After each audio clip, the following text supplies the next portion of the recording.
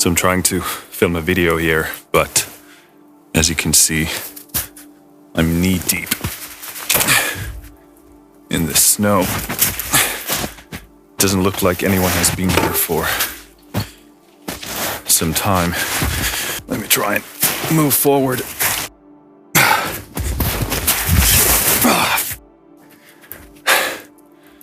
Damn it. Stepped on a rock. There's another one. Self-growth is an essential part of being an artist. If you don't grow, then your art, then your music becomes stale, and you end up making the same music, the same albums over and over again. And if you refuse to grow, well, then your potential as a successful artist is capped by default. As we've discussed before, of course, fear of failure, the fear of being ridiculed, or the fear of being seen as worthless, losing your status, not getting any acceptance or admiration. Those are some of the main driving forces that prevent us from going on the journey of self-growth. There's one deeper driving reason why we are so afraid of self-growth. It's far more subtle, it's far deeper and darker and subconscious than any of the ones I mentioned. And that reason is to face the truth of who you actually are, both in the sense of who you are right now, as well as the actual potential that lies within you, because there are limits to who you are and what you could be. This is one of the most difficult things to face truthfully.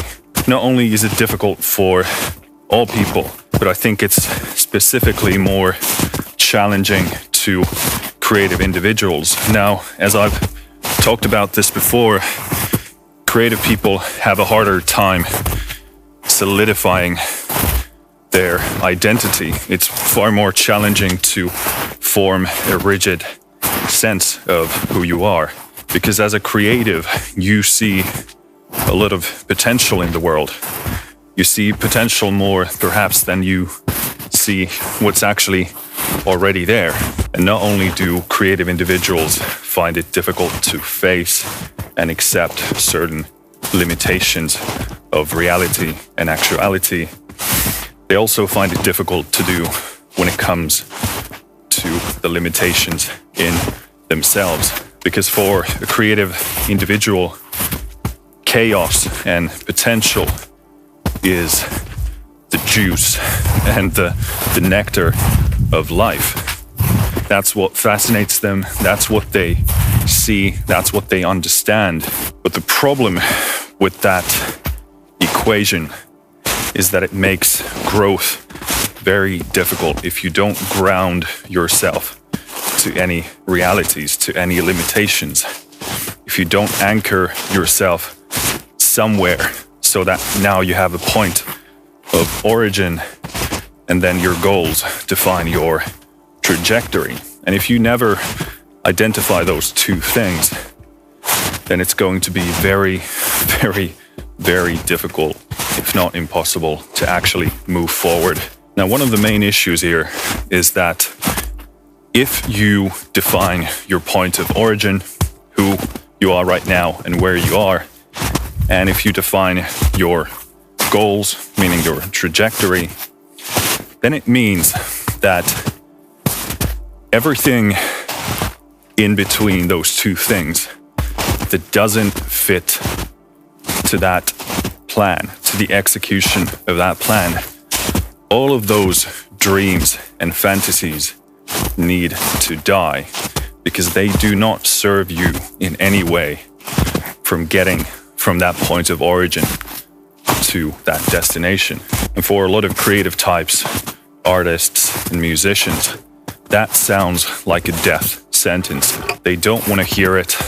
They don't want to entertain that thought. The problem arises when we don't differentiate the dreams and fantasies that do have actual potential in the here and now from the ones that don't. And the challenge for most creative types is to see the difference between the two. Because intuitively, you don't want any of your dreams or ambitions or fantasies to die. You want to keep them all. But the problem with all of those fantasies, all of those dreams, all of that potential is that that's all it is. It's lovely up in here, and it's wonderful, and it can be very fulfilling. But what's even more fulfilling is to see those dreams and fantasies and potential somehow manifest themselves in this reality. And ultimately, that's the transformative power of art. That's the transformative power of music. And if you never turn it into something actual, then you're robbing the world of your gift. So ultimately, the most deciding, deepest key to self-growth is facing the truth of who you are right now, as well as everything that you could be. And intuitively, we don't want to do that, because facing that reality, facing that truth is extremely harsh. It's not a pleasant thing to do, but if you can teach yourself how to get comfortable with the truth, whether it serves you or doesn't, if you can teach yourself that, then the transformative power of that as a strategy and a philosophy in your life, it's gonna transform you entirely, and you'll never be the same person ever again. My glasses are getting so hazy that I don't think they're gonna do much for me anymore. And the reason it's so transformative is because most of the truth out there isn't working to our favor.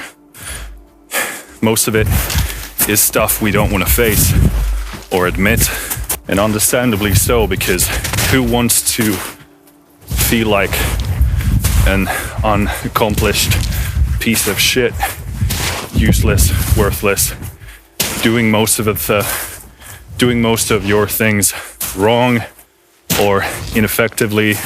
Who wants to be reminded constantly of how big of a failure and disappointment they are? And the answer to that is someone who values self-growth over everything else. Every uncomfortable confrontation with the truth is going to position you slightly better so that you can perfect your aim towards your goals and your dreams. But to be able to do that means that you can't look at all of your potential and all of your dreams and fantasies on equal footing, because in truth, they aren't on equal footing. Right now, who you are, there's an actuality, there's a reality present there. You have skills, you have talent, you have flaws, you have shortcomings, you have constructive behavior, and you have destructive behavior. And you have to take the good with the bad, and you have to identify what all of those things stream into. Which one of your dreams are now within your grasp? What part of them can you actually chase and fulfill? Because we are glad to accept all of our talents and skills and the things that we're good at. But overall, we're pretty horrible at accepting all of our failures and shortcomings. And I think that's a huge mistake. And it's gonna disable you in the pursuit of self-growth. The truth is the fastest way to significant, fulfilling change. Change is a prerequisite for growth. And without change, there can be no growth. We think our dreams and fantasies are out there somewhere. They're never here. They're never in the present moment. And I think that's one of the biggest mistakes that we can make when it comes to actually transforming some of that potential into actuality. And if you can change the way you see the truth, not as a harsh judge that reminds you only of your shortcomings and your failures, but to see it as a tool that you can utilize to see the path between where you are and the destination you want to go to, then you can start to bridge that gap between your dreams and fantasies and where you are right now. And imagine a reality where every single bit of truth that you can confront is not an anxiety-inducing, disheartening piece of reality, but actually a tool for you to face your shortcomings, face your fears, and see the straightest path to your success and your dreams and your desires. Finished.